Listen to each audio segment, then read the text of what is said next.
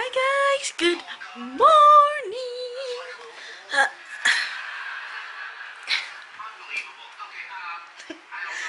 Let me pause the TV. I-mute ko muna yung TV.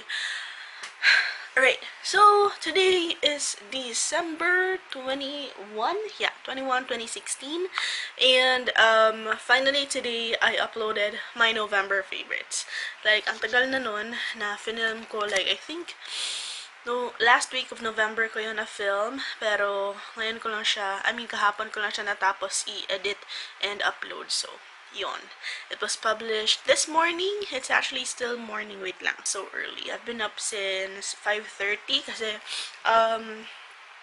bumalik si Kenneth sa work. Kahapon siya bumalik.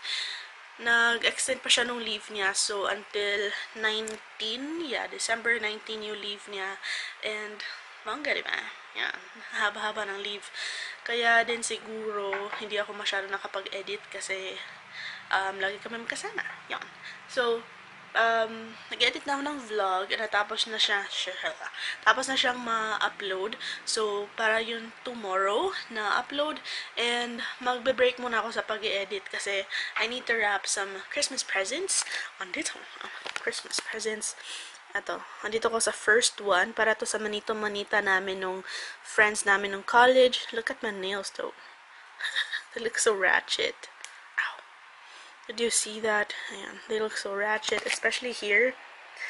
I lost one nail, naputol yung kuko ko. So, I'm planning to cut my nails na lang para uniform sila, but mamaya na lang. So, first one, and I have lots of wrapping paper, parang 30 to 40 yata yan. So, I have a lot of things to wrap. And I'm watching The Big Bang Theory. Okay, so kahapon 5:30 din ako nagising and nilutuan kasi Kenneth ng breakfast. Then today 5:30 din ako nagising, nagluto din ako ng breakfast, and buti na lang, no, nakakagising ako ng maaga. Kahapon natulog ako ulit, and then ano sasabihin ko? Natutulog ako ulit and nakagising ako parang almost 2 p.m. na tumawag si Kenneth. Sabi niya, kinamusta niya ako kahapon. Tapos, sabi niya, ngayon ka palang nagising ulit.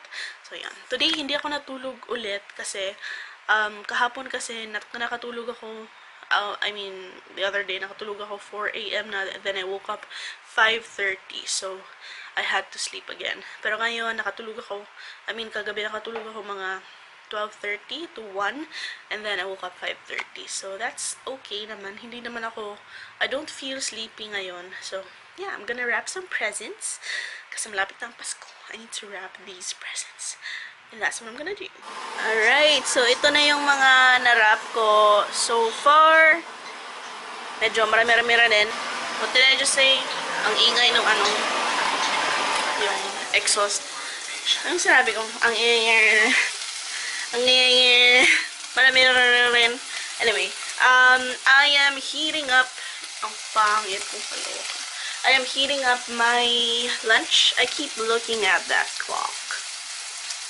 Pero sira. It's 11:55, so I'm heating up my viand, and ito yung aking viand. Ayan. Giniling. Sobra namin to, I think, last week pa. So, I'm heating it up. And I have some fried rice kaninang morning. Ito na lang kakainin ko. Kasi, wala lang. I don't wanna cook. Yan, so I decided to add an egg kasi feeling ko kulang. And then, my mother-in-law knocked dito sa aming bahay. And, binigyan niya ako ng manok. Dami kong ulam. Noms. Anyway, thank you. Oh my god, look at my face. It's so oily. Alright, so I feel a little bit sleepy, so I'm gonna take a nap. Masakit na rin yung likod ko, so I need to rest. My neck is so fat. Sige, tulog muna ako. I'm gonna take a nap. Nag-alarm ako para makagising ako. Kasi baka mamaya dumating na si Kenneth, tapos natutulog pa ako.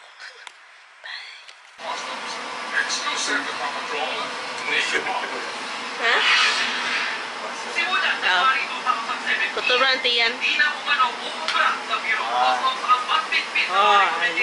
Ano si Kenneth? Pagdating niya, tulog pa ako. So, I will cook our dinner. Ayan. After that, maglalagay ako ng ground pork. 1/4 na lang ito. 1/4 kilo. Ayan. Ang aking baboy. Lagyan ko ng toyo and garlic powder. And then, you wait for it to be cooked. I don't know kung this is right na unahin ng luto ng baboy. But whatever. Okay, I changed my mind. So, ganyan na lang ginawa ko. Parang patty na style. So, I mixed them together. Yung gusto ko sana is yung parang tortang talong na itsura talaga. But since konti lang itlog, so, ayan. Ganyan na lang. Isa muna yung pinirito ko kasi I will taste it muna. Saka yan.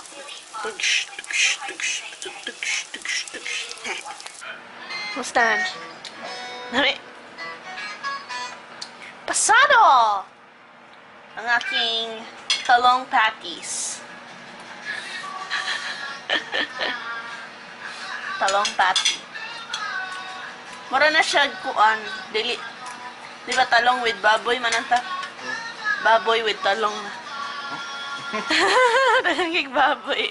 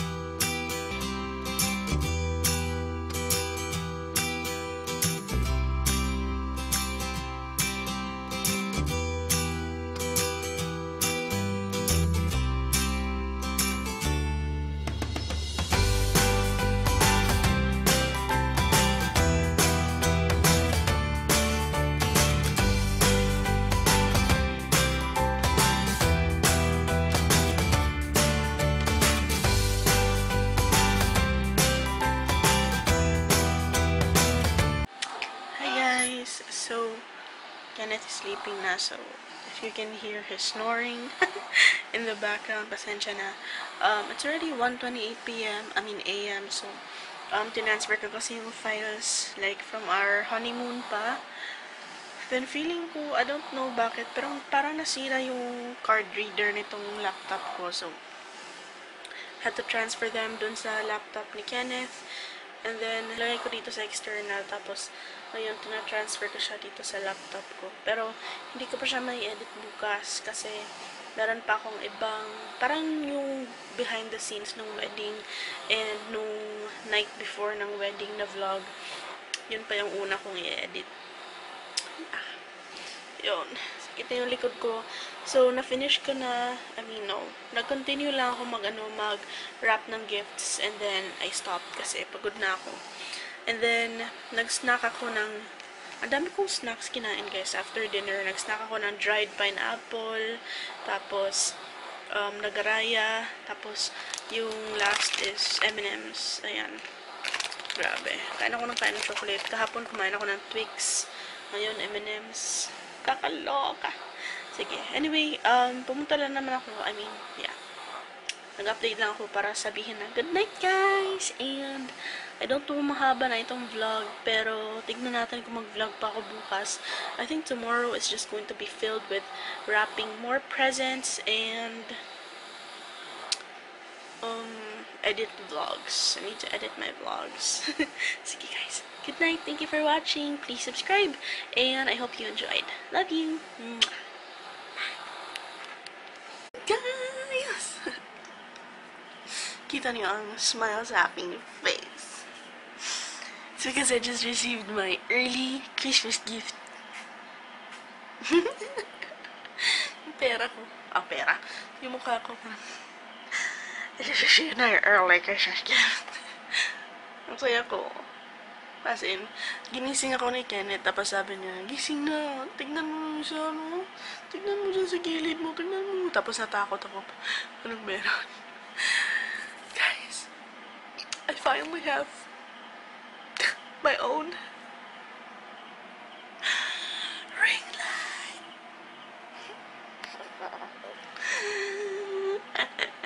Yan, gift niya sa akin, ring light. Tintirin, tintirin. Yay! Kasi yan yung problema ko dito sa bahay namin. Kasi hindi maganda yung pasok ng ilaw. Tapos, mainit. Kapag inano ko yung kurtina, mainit. So, meron ako ring light, guys. Tapos meron pa siya additional na gift sa akin. Ito, makeup bag. Ayan, Victoria's Secret. Ganyan. Sabi ko, may laman ba to? Sabi niya, next year na lang daw. Lagyan namin ng laman. Pero, yun. Oh my God, I'm so happy. I'm so happy na nakikita ko siya dyan. Ewan ko kung saan ko siya ilalagay. Dyan ba? I don't know. I need to cook. I need to cook ng breakfast ni Kenneth. Kasi, papasok siya sa trabaho. Why is it so dark? Let's turn on the light, diba? Alas 5. Anong time na ngayon? 5 something. Basta, 5 something. Ang aga ko nang gumigising ngayon, guys. Yes. Aga ko nang gumigising ngayon. Hindi ko na sinasabi na, hindi na pala morning, guys. Hapon na pala. So, laging morning. Morning na morning. I'm so happy. Ito pala yung sinasabi ko sa inyo kahapon na dried pineapple. This one. Binili namin dun sa Bohol Bee Farm. Sarap! Sarap siya, guys. Tapos you can purchase online. Tsaka meron din silang branch dito sa Cebu. Sa Galleria and sa SMC side. The Buzz Cafe. Or shop. Basta, Buzz yung tawag. Ano lutuin ko? Pang breakfast ni Kenneth. Naming dalawa. I need to finish wrapping the gifts. Kasi pamimigay na niya yan. Ayun. Mga t-shirts.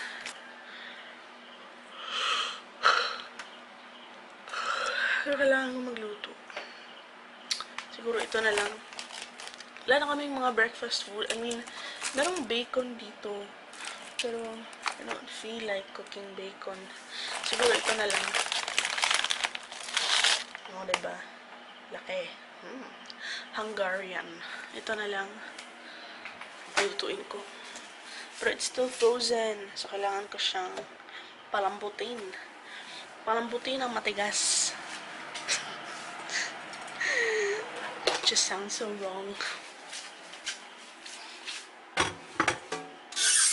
Okay, ilalagay ko lang siya sa water.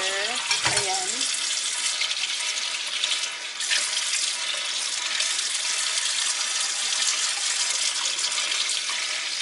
My bowl is too small.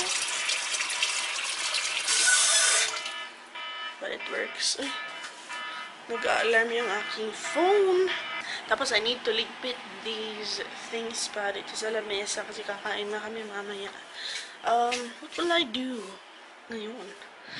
Siguro magluluto na lang muna ako ng fried rice while waiting for the sausage. Wala na kami itlog. Isa na lang. Isang pirasong itlog lang. Baka ilagay ko na lang sa fried rice para fair ang distribution ng itlog. Diba? Fair share of itlog.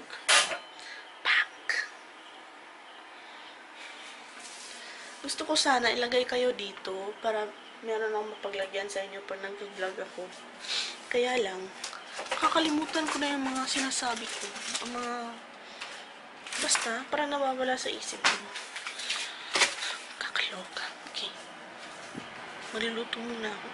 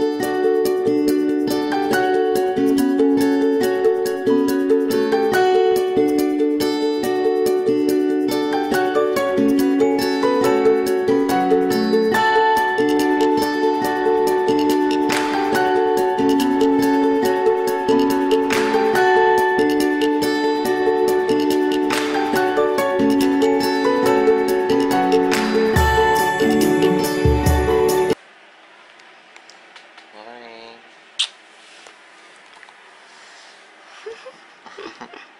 Kung nang ipakita akong ring light.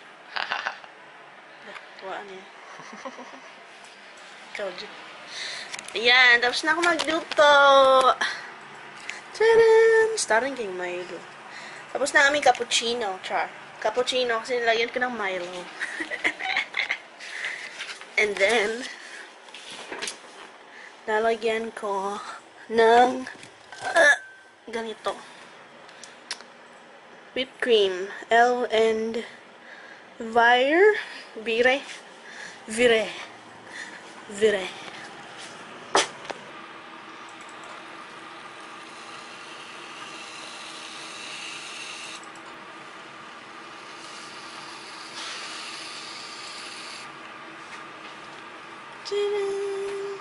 Nakaalis na si Kenneth, of course.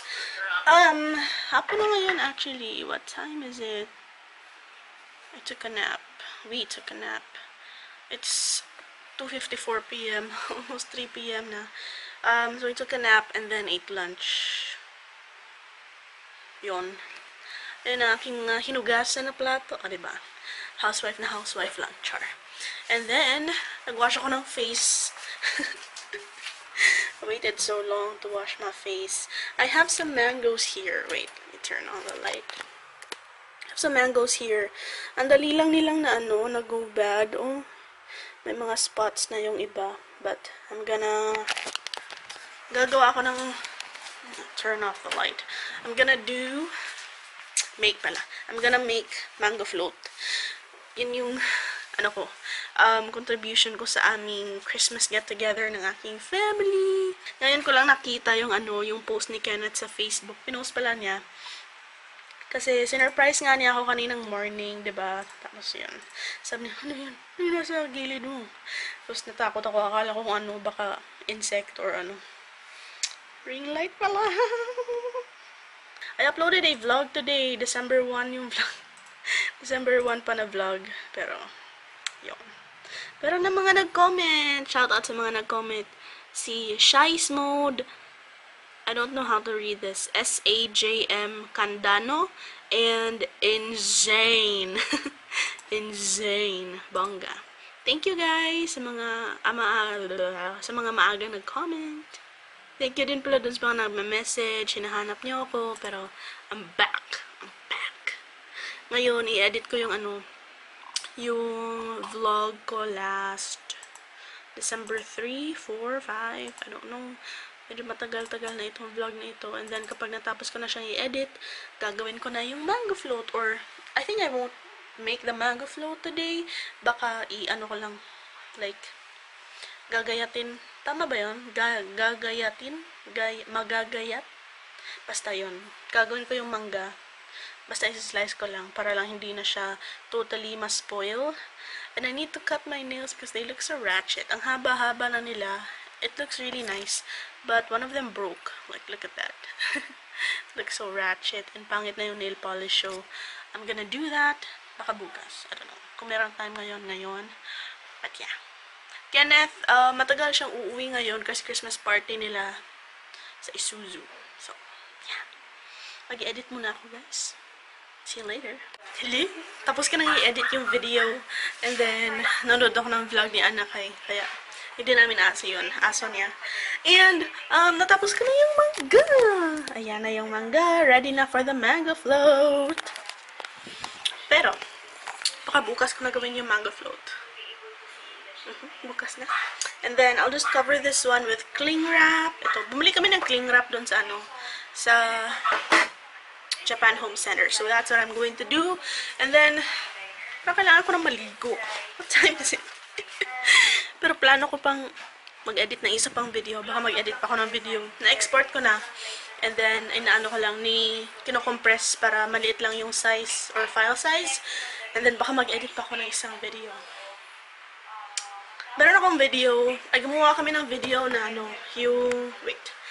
Let me vlog while I am covering the mangoes with some cling wrap. Tingnan natin okay ba tong cling wrap ng Japan Home Center. So, ano ba yung sinasabi ko? Oh yeah, meron akong video na opening our wedding presents. Tapos, baka yun yung una kong i-vlog, no?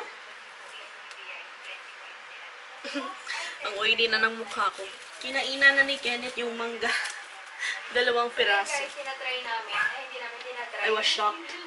Ang lakas ng boses ni Ana kay. Noon na lang kami ng movie. Ayan. Ayan. Okay naman pala to. Okay. Yung cling wrap nila, okay.